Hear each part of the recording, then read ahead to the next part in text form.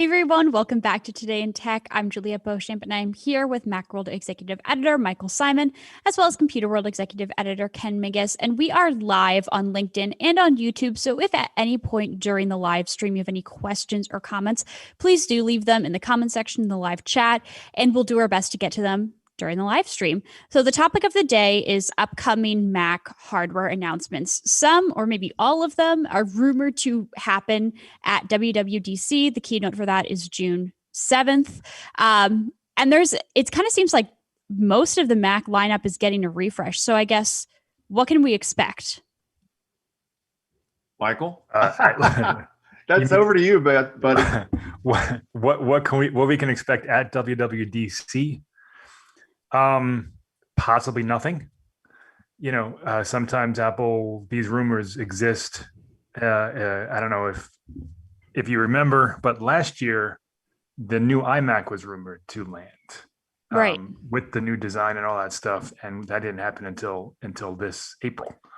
So rumors aren't always accurate. Apple takes time to build these things. Prototypes float around. However, this is a little bit different because we have this Apple Silicon transition. Now, Apple has said it's a 2-year transition, and all the rumors kind of say that this will be basically done by the end of 2021, with the exception of the super high-end Mac Pro, which would be 2022, based on the rumors. Now, every single consumer product has gotten an M1 chip. So that's the MacBook Air, the Mac Mini, the $599 Mac Mini. The 13-inch MacBook Pro, which is essentially a higher end consumer device. It's not really a pro device, even though it has some features of the 16-inch Pro. It's a casual pro laptop. I'll take that personally. I've got the 13. I mean, I do too. I use it for work, but when you think of those pro laptops, you think of higher end graphics, bigger screens, things like that. And also the iMac obviously just got the M1 chip as well. Those are all it's essentially the same chip in all 4 machines. And the iPad Pro, don't forget that. Yeah, right. I mean, yeah, we're talking Macs. That's not really a Mac, but that's the same chip. I'm just thinking M1 everywhere. But yeah, you're right. True. And the M1 is a super fast chip, but it's a consumer chip. It tops off at 16 gigs of RAM. All of the Macs have 2 Thunderbolt ports. It's not, instead of 4 on the higher end ones. They're good, but they're not the best. And from what we read, there's going to be before the M2, there will be an M1X chip, which true to Apple's kind of the chip development. The last time we saw an X was with the A12. I think it was the A12X, and it was significantly faster. It was for the iPad Pro, significantly faster than what Apple had in the iPhone, or maybe it was the 11X. Might have been the 12Z. There was the 12Z, I remember, yeah. But whatever. The X chip is a faster version of the standard chip. So the M1X, based on the rumors, is going to be significantly faster than the current model. So the current model has 4 high performance cores and 4 high efficiency cores for a total of 8. According to rumors, that will be bumped to 10 with 8 high performance cores and 2 high efficiency cores. So that's significantly faster in benchmarks and sustained rendering and all the things like this, plus a higher RAM limit, most likely to 64 gigs. So we're talking about, the same family, the same classification of chip, but something that's way, way, way faster. I didn't answer the question you asked me at all. I don't know how I got here. You asked me if we're going to see him at WWDC. I mean, maybe, but right. This is what we will see if they do launch in whatever is 10 days. Eventually. Yeah. Go ahead, Joey. Sorry. I think the second part of my question was what exactly is due for. Yeah, so I anticipated that and answered that one first. Yes, good. Yeah, no, I was just going to say the point that Michael is making is that these rumors all seem logical and rational, and that's likely what the lineup will look like, say 6 months down the road. The question is, as to whether we get it at WWDC. it would be a bit of a surprise if we got that much hardware all at once at what is really a developers conference.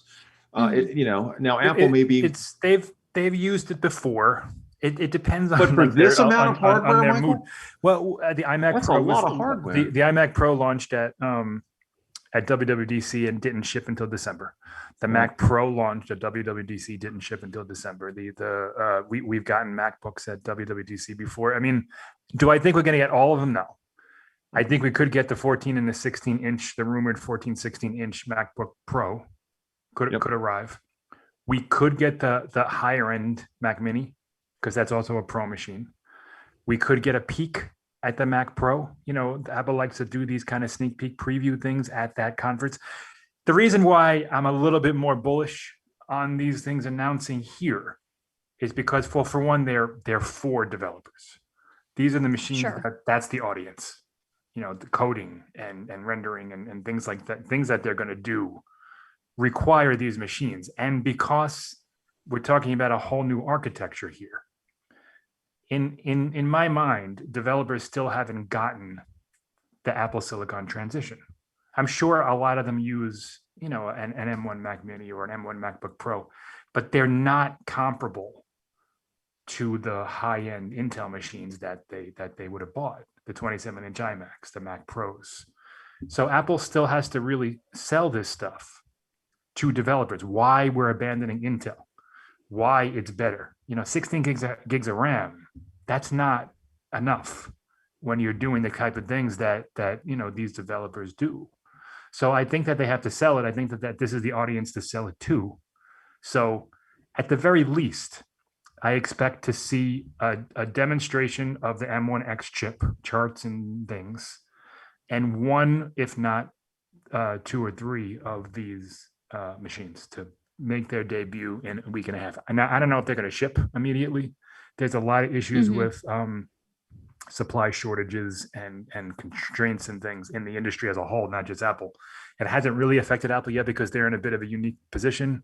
For one, they have gazillions of dollars, and 2, they make their own stuff. So it's a little bit different, but it's still going to affect them in some way. We see it now. The iMac's delayed till the end of June already, and that's not an iPhone, that's an iMac. So there's definitely constraints built into all that stuff, but it certainly looks like to me that we're going to get at least the unveiling of the next generation or the next phase of the Apple Silicon transition.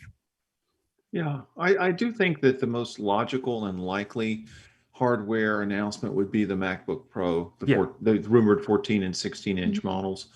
And the only thing that I guess I think might hold things up is Apple also has to talk about iPad OS, iOS 15, Mac OS. There's a lot of software, which is also crucial to developers. And I just wonder how many things Apple can squeeze into, I guess, what would be a 2-hour keynote. I don't remember how long WWDC last year was, but they've been keeping them to an hour for the smaller events. I don't remember. Remember, it's a heavily produced presentation. It's not live. There's no applause breaks. There's no demos. Everything is condensed, and they certainly can do it. Will they? You're right. I don't know. I thought it was interesting that a couple of weeks ago we got that Apple Music stuff. That could have been a WWDC announcement, and they made the decision to either take it out of that keynote or to just do it on its own, which frees up a little bit of time. Maybe, I don't know. We'll see. But you're right. iOS, iPad OS, Mac OS 12, tvOS, watchOS 8. Like, we know those are coming, and that's a significant chunk of time that they have to go through all these features. Yeah, I'd be willing to bet that if we saw an actual release or an announcement with a later ship date, again, it would be the MacBook Pros. But I do think, Michael, you make a good point that they might tease the upcoming Mac Pro, the upcoming professional version of the Mac Mini, just to say these are coming this fall or later maybe, this summer. Or maybe it's next year, because they did say 2 years. So the Mac Pro, specifically the Mac Pro, which is ultra high end, it's $6,000 at the moment. That could be another year down the line, because that's a whole new architecture. That's not just an M2 here. It's a little bit faster. That's, we're talking about taking away PCI slots, RAM modules, storage, upgrades, all these aftermarket things. We don't know if Apple's going to have a way to do that with their own chip. Will it use NVIDIA and AMD graphics cards? There's a lot of to unpack there. So that might not be ready yet. But the higher end Mac Mini, that's just the high end version of what we have now. That could release. It's I mean, there's the transition has gone a lot quicker than I thought it would. And I'm sure that's by design, under promise, over deliver. That's the Steve Jobs way. If you remember, the Intel transition was supposed to take 2 years as well, and they were done in like a I don't know, less than 18 months. And I expect the same thing here. You say you give yourself a cushion and then you roll it out quicker. I think it's been extraordinarily successful thus far. The iMac is awesome. What I've used of the M1 chip is incredible. What they're doing is great. We were talking on the Mac World podcast the other day, and it's a shame that Steve Jobs isn't alive, for a lot of reasons, but specifically, he would have loved this. This is what he wanted all along, to make the entire stack for the Mac. This was his dream, and they're almost there, where they control every bit of the Mac and everything is done on their terms. I do agree it'll be sooner rather than later. It won't take 2 years. This will all be rolled out by the end of the year. Even if, all right, so let's say they announce the Mac Pro in the fall and it doesn't ship till January or something, but it'll be done. Even if the Mac Pro waits until next WWDC, it's still 2 years. 2 years, under 2 years. We'll see it long before then, though. I don't know. Long before, maybe. Like I said, that's a significant undertaking. It's a big difference than taking a Core i5 MacBook Pro and slapping an M1, and that's essentially the same machine, just different silicon. The Mac Pro, that's very, very different, because you have to think about, again, expandability. If they take away the ability to buy a graphics card or RAM or storage after the fact internally, that changes the way people work. Putting an M1 in a MacBook, you're essentially doing the same thing, for you and I. Yeah, that's an engine swap, basically. Yeah, that's all it is. So, there's a lot more there, both in engineering and in marketing. So, we'll see about the Mac Pro. I mean, I don't even know what or how many they sell at the moment, because it's $6,000. Ultra high end. Yeah, I mean, it's even, there was the Power Mac G4. I had one of those. That was affordable. This is whoa. This is in the stratosphere. They left me in the dust. And I like my Mac hardware. Even Ken can't afford one. Even I do not have a Mac Pro, nor will I have one for the foreseeable future. So, yes, those things are expensive. So we're talking about selling it to real enthusiasts, real world users, people who can really use it. Yeah, right, of course. Right. So it's not going to be here we're putting an M2 in there, and by the way, you can't do anything with it that you did before. So I want to talk a little bit about the chips that's going to be inside. So is it going to be, and please forgive me if you've already mentioned this, is it going to be all of them across the board in M1X, some of them having the M1 and then some of them having an M1X, or what? What does it look like? Yeah. I mean, my guess is Apple has released every M1 machine. Okay. Because that's every consumer Mac has been right. Yeah. Okay. So the iPad Air got the A14. So that's the line with the iPad line. So the iPad Pro has the M1. It'll get the M2 in a year and a half. Right. On the Mac side, we have the MacBook Air. We have the 13-inch MacBook Pro, which may or may not be going away if they release a 14-inch version in a year or so. And then we have the iMac. That's it. Those are your three consumer Mac. Oh, the Mac Mini. Sorry, I forgot about the Mac Mini. Those four, and that's it. Next year they'll get the M2. Year after they get the M3. So Apple has established that the M1, M2, M3, the whole number, if you will, is the low end chip, and now the M1X will be the higher end chip. We saw this with the iPhone and the iPad for years. It's the same philosophy. You're taking the same architecture and you're amping it up for a higher end device. The iPad Pro has an M1. It's essentially an A14X. For all intents and purposes, it's an A14X. But now they call that chip the M1. So that's the M1 is now what the iPad X chip was before. The M1 X chip will be a super higher end version of what that was compared to the M1. That probably makes no sense to most people, but once you see it, it'll make sense. I was just going to ask, Michael, do you think, literally following along with what you're saying, all right, so the consumer devices are the M1 chip. The pro devices will be the M1X or whatever. The one question I have is, do you think that the Mac Pro might have yet one more variation? Maybe the Mac Pro, the top high-end one, gets the M1Z Absolutely. or whatever. Yeah, because I mean the way it is now, the Mac Pro has those Intel Xeon workstation class processors. They're not comparable to the Core i5s and i7s. They're in tremendous. Just a whole different ballpark. Yeah. So I believe that you can go up to, I think, a terabyte of memory on those. You can't do that on an iMac. So yeah, I think that absolutely there's a third chip in development. Maybe it'll be the M2X. Who knows? I don't know what the numbers, the nomenclature is going to be, but I do think that specifically that machine will have its own processor. Maybe it'll be called the M1 workstation. I doubt it. That's a terrible name. It'll be something. Yeah, no, I don't think they're going to call it the M1. They'll call it something to differentiate it. Yeah, from these other chips. Yeah.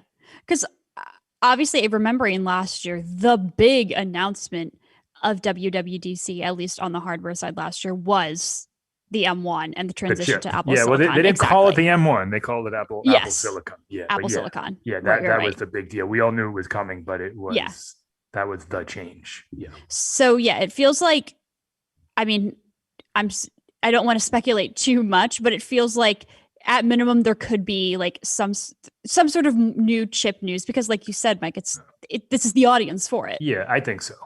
I would bet a bit of money that we're going to get some announcement of some new Mac running a new chip. How many there are? It could be the Mac Mini and the MacBook Pro. I mean, I don't know if they're essentially the same architecture with different chassis. They could announce them both at the same time. Right. And that there's also discussion and speculation that we're going to get a design change too. Yeah. Right. For everything. They're going to look more like the iPad Pro. Yeah. More squared off and sharper edges. And the touch bar might be going away. Please. Yeah. I mean, the touch bar gets a bad rap. Like it was an okay. It's idea. Not a bad thing, but it's not functionally good. It doesn't add. Yeah, it doesn't, because you're looking at another screen for no reason, and so that allegedly is going away. I wonder if they're going to push that to the consumer models or just get rid of it completely. I don't know. I've gone on record as like a touch bar fan. I think it's great. Some people are, whenever I tweet about it on the Macro Twitter, I get plenty of people that say, hey, I like it. Yeah. So, to each his own. I'm sort of agnostic on it. I'm neutral. I don't hate it. Yeah, but I just don't think it adds anything. I don't really care. I don't hate it either. I mean, it's right. It doesn't, I never use it. It doesn't add to my workflow. When I use it when I need to use a function key for the volume or for a screenshot or something. Exactly. So it doesn't really change anything, because I'm so used to looking at the screen. I don't actively look at my keyboard to do things. Mm-hmm. So the touch bar might be going away. They might be bringing back a few ports, among them HDMI. Yay. And wow. That'd be huge. Yeah, that would be a big change. And the SD card reader as well. Also huge. Coming back. 4 Thunderbolt ports, which is, that's table stakes. Yeah. And possibly, I just lost my train of thought. MagSafe. MagSafe, that's what it was. Yeah, possibly the return of MagSafe in some way. Now, I've been kind of flummoxed by this rumor, because the iPhone 12 introduced MagSafe. They call it MagSafe. Right. It's not what was on the MacBook. It's a different thing. So Is it going to be that? Is it going to be something else? Also, the iMac has a magnetic power connector that isn't MagSafe, but is magnets and it's power. So I don't know where this falls in between all that. I mean, I think a lot of people miss MagSafe, and as do I. It was a cool feature. What I don't necessarily miss is another proprietary power connector.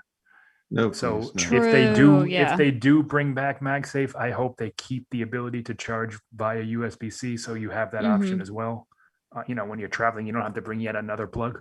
But we'll see what it's called, what it is. But there's certainly a lot of smoke to that particular rumor. So I think there's something involving magnetic charging coming to the new MacBook, and smaller bezels. That's where you get the 14-inch model, because they're taking the 13-inch and basically just making that screen a little bit bigger. Has there been talk about the screen itself, Michael? Like any plans for mini LED? Possibly mini LED. Okay. Yeah, there's some maybe in the 16-inch only, Right. like we see with the iPad. That would probably increase the price because it's a big screen, and it's a more expensive screen. Yeah. I don't know. That I'm not entirely sold on. I don't know if you necessarily need it. I don't know if you really need it in the iPad either. I mean, it's nice, but Apple's screens are great. Who the hell puts their computer to 500 nits of brightness? Nobody. I mean, what are we working in here? Like, sounds like a headache. Yeah, I mean, right. I mean, mine's barely, especially in a 200 darkened probably. room. It's like, oh my god. So like when they talk about it, like, oh, my iPad can go to 1200 nits of brightness. Great. Who's doing it? I like what surgery, I want to maybe, squint thinking about it. Yeah. Yeah, it's very bright. I mean, we all get a test sunburn when I test my iPhone, I put it up to a light and I measure it, but no one's doing that. Yeah. It's just all theoretical possibilities. But yeah, maybe mini LED. Otherwise, a very, very good LCD. I've got a quick question about MagSafe. This is kind of more of a practical question, if anything. What's the draw, I guess? So let's say, besides like it's cool. Yeah. The selling point back in the day was when you tripped over it disconnected and or when the dog ran by, it didn't yank your computer off. Okay, I see. So I see. They would just separate and you were good. It was a strong enough connection to stay connected, but a weak enough connection where if you yanked it came loose. I understand. Now that's not something that happens, daily, but it does happen. It only has to happen once. Yeah, right. Yeah. So it was a neat feature. When was that? 2015 they got rid of it. Yeah. So it's been a while. Again, it would be a proprietary connector though, because how else are you going to do it? Mm-hmm. Yeah, exactly. You're not going to have like a MagSafe USB-C. Right. Yeah. So, but it should be noted that when Apple introduced MagSafe for the iPhone, they didn't take away charging from the port. So hopefully, right. MagSafe just adds and doesn't take away. Because if it's MagSafe plus USB-C, that's fine. I'm all for that. Yeah, an extra way to charge is fine. Nice. What else? So the Mac Mini could be getting a redesign as well. Mm-hmm. Possibly thinner. Maybe there was John Prosser floated the idea of like a two-tone color, maybe silver and space gray, or white and space gray, or something. For Thunderbolt ports again, it lost that with the M1 chip, so that's good. That's the one of the bigger things between. So the M1, the M1X is the M1 has a Thunderbolt controller for there's two of them on there. Because the iMac has it. The higher end iMac has 4 Thunderbolt ports. They have 2 Thunderbolt ports and 2 USB-C ports. So the controller is capable of doing 4 USB-C and 2 Thunderbolt, however it breaks down. None of the M1 Macs have 4 Thunderbolt ports. Yeah, what I'm trying to say. Yeah. So there's an inherent limitation with the controller and the chip. However, they work. So it looks like all of these M1X Macs will have 4 Thunderbolt ports, which again, the people that need these machines need that. Mac Mini also might be getting that magnetic power connector that the iMac has that isn't MagSafe, but is also magnetic. There's a lot of magnets going on with Apple, and they're all called different things. But to be clear, the iMac one, so we're testing it now. It's not MagSafe. It's not designed to break away. It's a very strong connection. If you pull it, the whole computer comes with you. So it's just a nicer way to do it. My guess is it's done because of the thinness of the iMac. There's no way, like the old ones had those big 3-prong ports. You can't fit that. It's like 10 millimeters thick, the thing. So my guess is this is just a nicer way to do it, a way for Apple to have the power, to have it, it looks cool with the braided cable, and they don't have that big clunky connection. Cool. Did you already talk about any Mac Pro? Well, Mac Pro redesign, it's like, who knows, right? Yeah, that's a bit of a question mark. Yeah. So there's a rumor that they're working on a smaller case, kind of like the Power Mac G4 Cube sized. But now with that, you would lose all the expandability. So that could be a separate model, maybe a smaller version of a Mac slightly less Pro. I mean, maybe, yeah. I mean, like I said, back in the day, they had the Power Mac G4 Tower, and then they came out with the Power Mac G4 Cube. The Cube died on the vine. I was just going to say, comparing anything to the Cube is I mean, listen, it was a brilliant design. It was beautiful. Yeah, but it was expensive, and it didn't really have a target audience because, like, I wanted one, but I wasn't going to pay $1,800 for a computer. Pros wanted one, but it didn't have enough power and expandability for them. So it was kind of in the middle there. Now, if Apple were to come out with one now, that was around $1,500 or $700 maybe, because the Mac Mini, I don't know. There's some cannibalization with the higher end Mac Mini, and then you're talking about, well, just buy an iMac because you got the screen there. So again, who would be the target audience for that? It's tricky. It's tricky. Yeah. Unless they keep the Mac Pro Intel version around for a couple more years for those people, and they come out with the Mac Pro Tower for like $2,000 for, pros that don't need expandability are okay with, Thunderbolt expandability, but still want to use a Mac and still want the power of an M chip. I don't know. It's like, that's what I was saying before, is that it's a tricky sell because, developers, first of all, they have needs that we don't, but they're also very set in their ways. They have their workflows, they have their scripts and their things that they do, and they don't want that to be messed with. So Apple has to be very careful with the next Mac Pro. Right. Great. Well, thank you both so much for calling in and joining and talking hardware at WWDC. Next week, I think we can dive into software, which is, kind of what the event is about. So I think that'll be good. About anyway, Yeah, iOS 15. You guys can talk about what you're looking. I know we've talked about it a lot about what you're hoping to see for iPad OS and like how that relates to the M1. But maybe between then and now, there'll be some leaks. There'll be some kind of rumors so we can talk about it. So next week, software. But today was hardware. So thank you both so much for calling in and chatting. Really appreciate it. And thank you all so much for watching this episode of Today in Tech. If you liked this video, please do give it a thumbs up. And if you're over on LinkedIn, you can go over to our YouTube channel, IDG Tech Talk. You can like the video over there and subscribe to our channel and hit the bell icon so you never miss a video. If you have any questions or comments that we didn't get to during our discussion, please do leave them in the comments below and I'll get back to you, or I'll get back to you on Ken or Mike's behalf. Thanks again for watching.